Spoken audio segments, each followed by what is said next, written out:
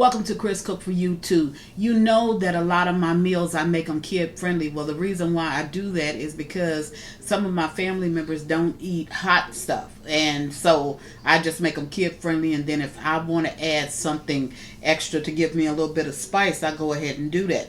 Now I'm going to make a sauce today, a pepper sauce. And I normally use that with my beans, my greens, my cabbage, anything of that when I'm cooking vegetables and I want just a little bit of kick to it, a little bit more spice to it. I'll use this pepper sauce. So I'm going to show you how I make it so that you can enjoy this in your own home. So let's get started with the ingredients that you're going to need in order to make this recipe. You're going to need vinegar, olive oil, crushed red pepper, jalapeno peppers, celery, and carrots. Now, all of these items need to be chopped up, and then we're going to put them in a jar. We're going to add the seasonings. This is very good. I use it all the time. Now, I'm going to show you how I cut up some of my vegetables. I'm not going to cut them all. I'm just going to show you this, and then I'm going to go away, and I'm going to cut this up. Okay, so when it comes to, like, say, the celery, you want to have just little small slices and strips. Now, as you can see, I'm using my Kuma knife.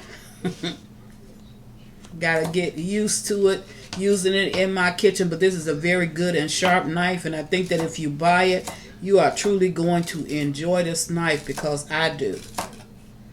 And I've been using it because it's easy to slice with. I've been using it ever since I've gotten it. I really haven't used any other knife since. I've been using this one because this does exactly what I want it to do. So see the slices there? It's a slice and a chop. So that's the way that you need all of your vegetables to be done. Now, I've already cleaned out, well, I've already cut in half the jalapeno peppers.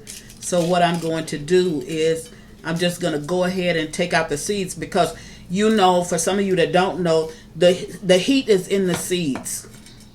Okay, so you want to take out as much of that if you want. Now, what I will do sometimes is I'll clean the seeds off of the little strip it's on, and then I'll take the seeds and I'll put them back in the jar. So I'll do that quite often. Now, whenever you're doing peppers, it's better when you're doing this type of pepper, because it's already so hot.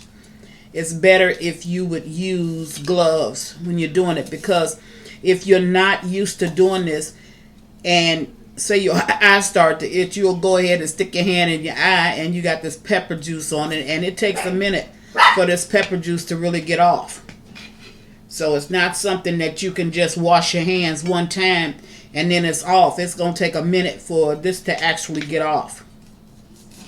So what you want to do is you want to cut up your peppers the same way. I'm going to get a little bit more of this strip off.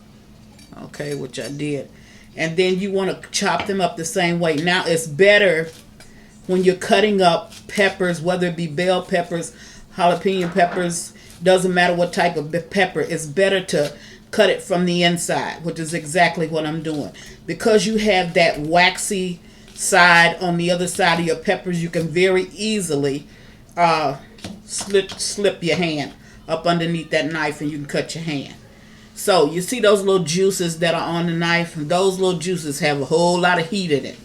So you want to make certain when you're doing something of this type that you use gloves, if you're not familiar with how to actually cut, and if you're not used to cutting with a knife, or not used to remembering what it is that you cut up, you can very easily stick your hand in your eyes, and then you got a problem with your eye because it's going to be burning for a minute. Okay, so we diced up basically that the same way that we did. Then we'll move to the carrots, and we'll do the identical same thing. When it comes to the carrots, we're just going to slice this carrot down into just little sections. Okay, and then we're going to take this. Now with the carrots, you're not going to use as much carrots as you do the peppers or the celery. You're not going to use as much of the carrots. You're just going to use a small amount of carrots in between all of this. So you want to cut off some carrots, and then you want to go ahead and just chop them up just a little bit so that you can put this in. Now I'm going to go away. What I'm going to do is I'm going to go away and finish getting all of this chopped up. Then I'll come back and show you how I put it in the jar. I'll be right back.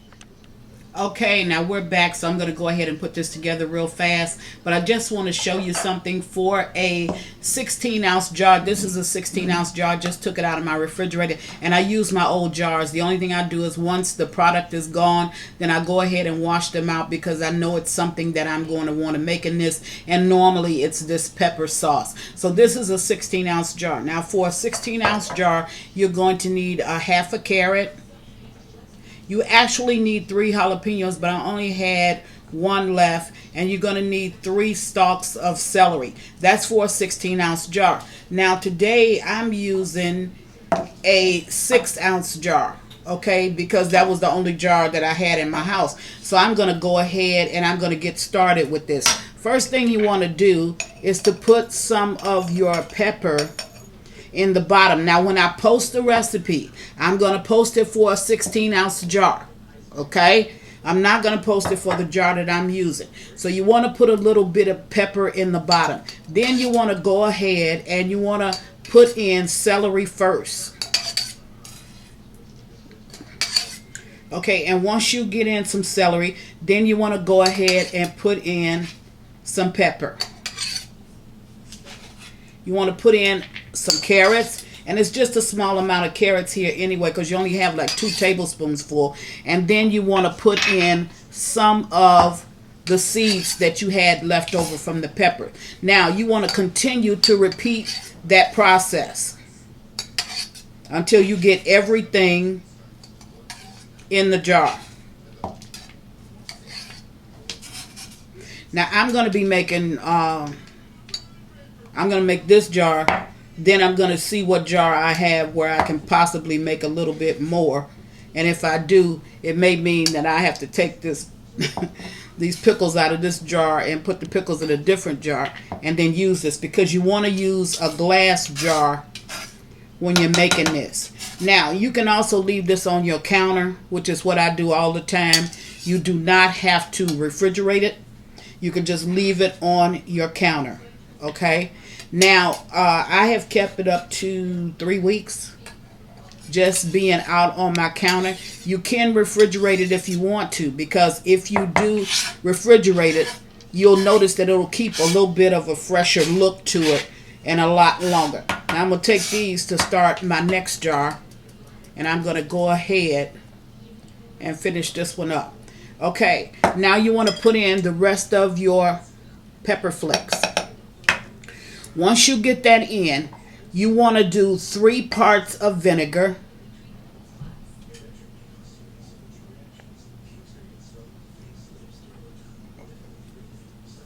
Okay, that's 3 parts of vinegar to 1 part of olive oil. Now this is the perfect mixture for this particular recipe, because once this olive oil saturates with that vinegar, the vegetables that you have inside of there, you're going to get a real good flavor to this. Now, you're not going to eat this today. The earliest you can eat it is tomorrow. So you want to go ahead and put your top on this. Give it just a little bit of a shake. And the reason why I put the peppers in the bottom is because sometimes the peppers in the bottom will not flow to the crushed red in the top. So that's just to make certain that I have everything in here that I need in order to make this pepper juice really, really good. Now, can you use vegetable oil? Yeah, you can use your Wesson or your Crisco.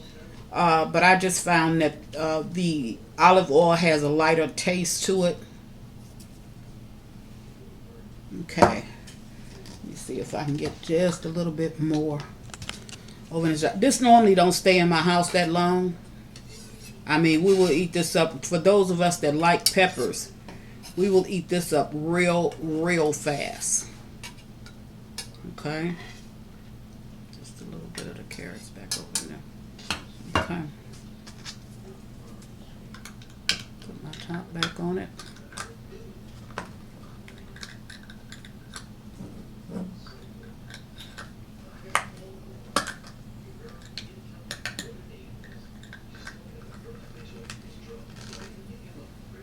Still doesn't look like it's on even. Don't look like I'm. I'll get it eventually. So it probably would help if I would move some of the peppers out of the closing part. There you have it. Then it went right on. Okay. So there it is. You're going to shake this up real good. Okay. And there you can see it right there from the jar. There it is. That's the way I make my pepper sauce, and I use it on my beans, any type of beans that I may be boiling, and I have some ham meats or whatever it is I may have over in there. I use it for my greens. I use it for my cabbage. Anytime you're making vegetables, it's the perfect thing. And even if you have some meats and you just want that extra little spice added to it, this is perfect for doing that. You can keep this on your counter or you can keep it in the refrigerator. Either way, it's going to keep up to probably about 3-4 weeks, but I guarantee you it won't stay in your house long enough for you to find out exactly how long it will keep. So just wanted to bring something to you that was fast and quick that I use all the time, because a lot of my viewers will ask me about foods that I'm cooking. You know, you could have put some red pepper in this, or you could have put some cayenne pepper, you could have did this or could have did that. Yes, I could have done those things, but my family, all of my meals, they have to be kid friendly. So if I want to add a spice to it, I'll have to add that spice in addition to. So I just wanted to show you what it is that I do in order to get that spice. And as always, thank you for watching Chris Cook for You Too. Bye.